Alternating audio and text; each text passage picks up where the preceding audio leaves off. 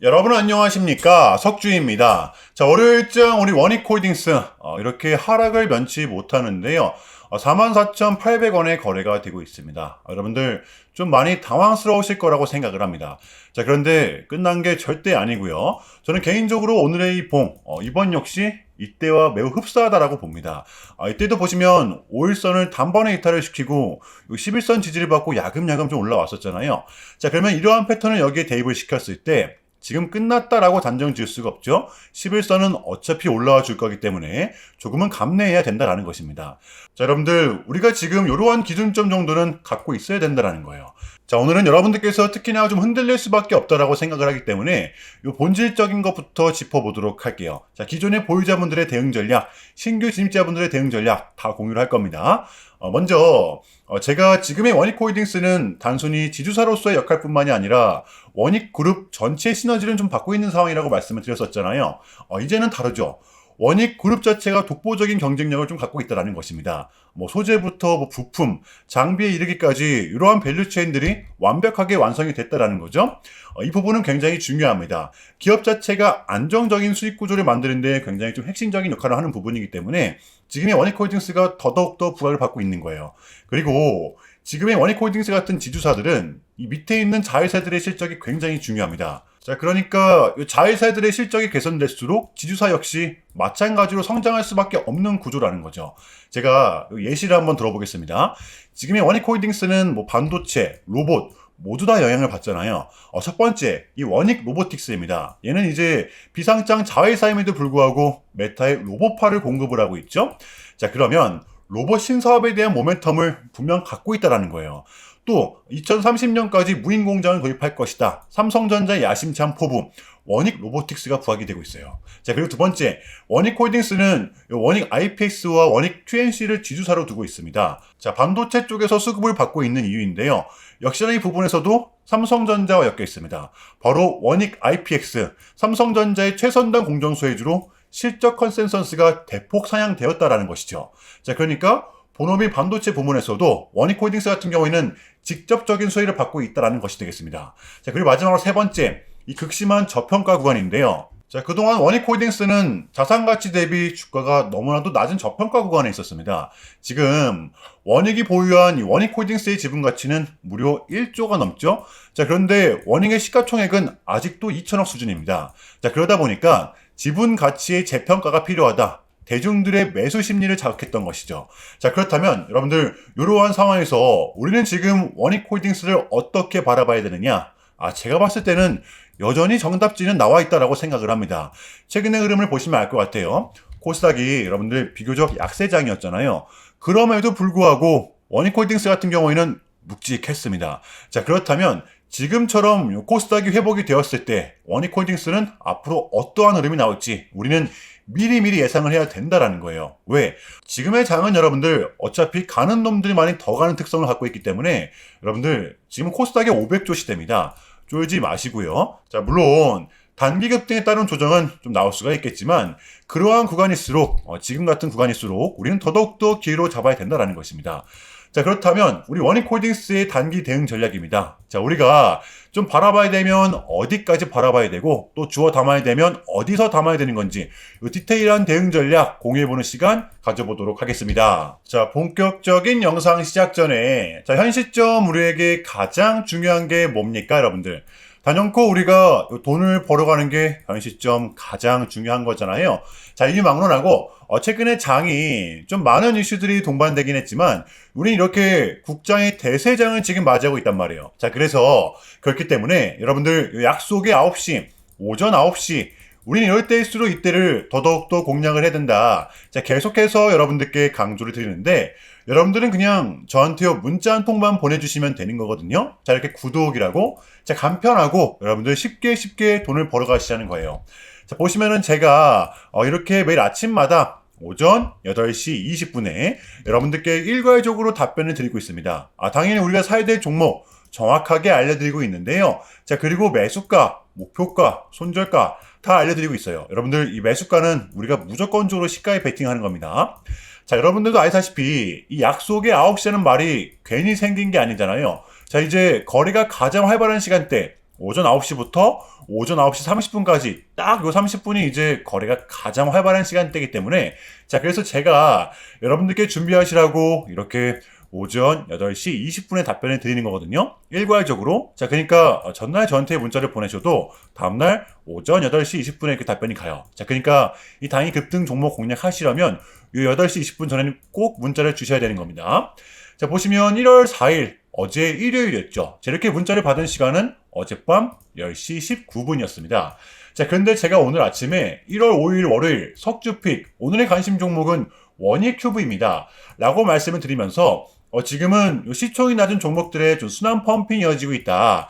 다시 수급을 받고 있는 반도체. 자, 지금 가장 핫한 원익 그룹입니다. 특히 이 장비 쪽을 눈여겨보자. 자, 토요일 밤 이 머스크의 강력한 한마디가 있었죠. 자, 바로 에이다스입니다. 자, 게다가 이 원익큐브 같은 경우에는 금요일 시간에서 리브랜딩에 대한 공시까지 나왔었기 때문에 자, 그래서 우리는 일봉상 5일선 단기 평선을 공략할 수 있을 것이다. 강조를 드렸었단 말이에요. 자, 제가 결정적으로 왜 이 종목을 여러분들께 추천을 드렸냐면 역시나 이 3박자가 딱딱딱 들어맞았었기 때문인데요. 첫 번째는 이 수급입니다. 최근에 재상승이 동반된 이 시점 거래량이 다시 실렸죠. 정배열 구간이었습니다. 자, 그리고 두 번째 이렇게 다시 수급이 동반되다 보니까 쏟아냈던 이 부근, 수차례 정을 맞았던 이 부근, 금요일자로 꼬리가 아닌 이렇게 몸통으로 마감을 했었다라는 거죠. 자, 그러니까 강한 저항 구간이 돌파가 됐을 땐 그만큼 상승 여력이 남아있을 수밖에 없다라는 겁니다. 자, 그리고 마지막으로 세 번째, 요 이슈, 금요일 시간에서 요 공시까지 나왔다. 이거는 우리가 공략을 안 할 이유가 없었다라는 겁니다. 너무나도 명확한 구간이었다라는 거예요.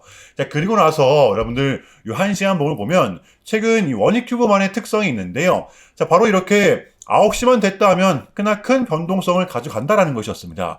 자, 그래서 현재의 구간은 이 지지와 손절 구간이 너무나도 명확한 구간이기 때문에 이 변동성을 이용해 우리가 좀 시가로 베팅을 해보자 라는 거였습니다. 자, 그래서 언제 이렇게 오전 8시 20분에 제가 미리미리 여러분들께 답변을 드렸던 거고 자, 우리가 쏴줄 때 덜어내는 전략 가져갈 것이다. 분명하게 답변을 드렸어요. 자, 그러면 원익큐브 오늘 월요일장 어떻게 됐었나요? 자, 보시면 1월 5일 월요일 오전 9시 땡 치자마자 시작을 해서 그냥 대박이 났죠. 자, 그 마치 23.1% 여러분들 시가 4% 띄우고 20% 급등이 나왔습니다. 심지어 오늘 상한가 직전까지 갔었고요. 자, 이렇게 미친 대상승이 나와 주었었다라는 거고요. 단 하루 만에 그것도 고작 몇 분 만에 여러분들 이러한 수익을 챙겨갈 수가 있었다라는 거고 여러분들 내일 화요일장도 기대하셔도 좋습니다. 제가 매일같이 여러분들께 이렇게 알려드리고 있기 때문에 제발 요 기회 잡으시길 바랄게요. 여러분들 이보다 더 간편할 수는 없습니다. 여러분들은 그냥 요 오전 8시 20분에만 제 문자 답변을 확인하시면 돼요.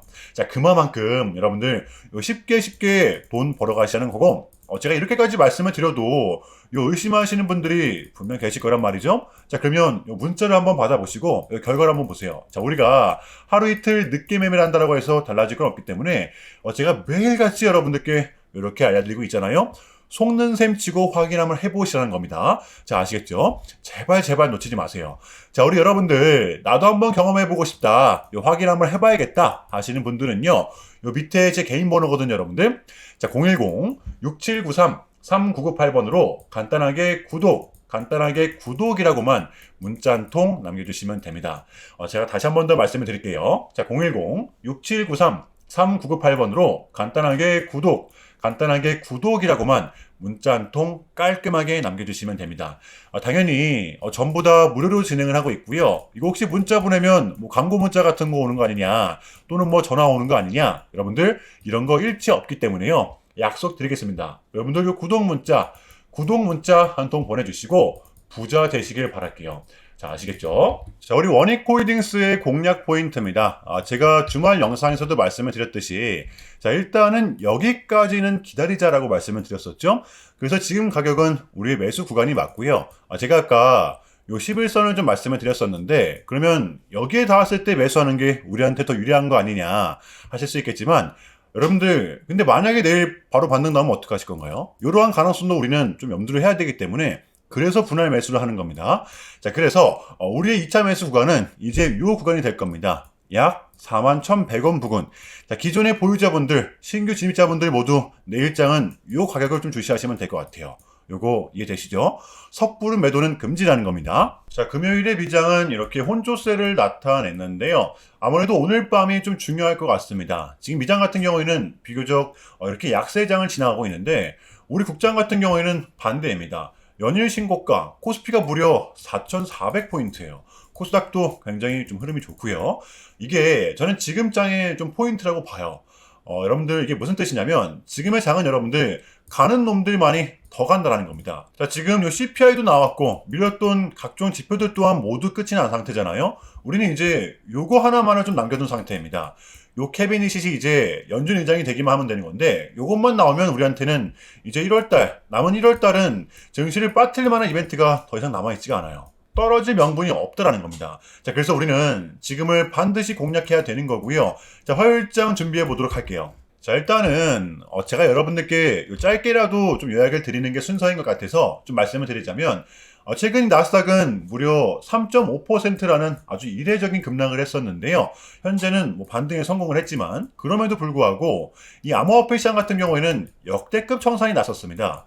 약 20빌리언, 한국 돈으로는 거의 30조 원에 달하는 좀 역대급 청산이 좀 났었는데 이러한 이유에는 역시나 요 트럼프가 중국을 향한 완벽한 적대적인 자세를 좀 내비쳤었기 때문입니다. 특히 히토류 수출 통제에 대한 강한 불만을 제기하면서 이건 조치가 불가피하다. 관세를 100% 때리겠다. 거의 초강수를 뒀었거든요. 이게 이제 소프트 회전인 걸 수도 있겠고 또는 반도체와 관련된 걸 수도 있겠죠. 어쨌든 이렇게 명확한 100%라는 수치가 좀 정확하게 나왔었기 때문에 시장 곧장 반응을 했었습니다. 자, 그런데 다행스럽게도 트럼프는 트럼프였습니다. 그러니까 결국에는 이 미국도 그렇고 중국도 그렇고 서로 간에 좀 손실이 많이 생기고 있다는 거잖아요. 결국에는 지금 경제가 안 좋다라는 걸 서로 인지를 하고 있단 말이에요. 자, 그래서 이 미국 같은 경우에는 현재 뭐 중국 경제를 뭐 박살내고 이런 것보다는 미국이 본인들이 만드는 물건을 중국이 소비를 해주기를 원합니다. 과거에는 반대였었죠.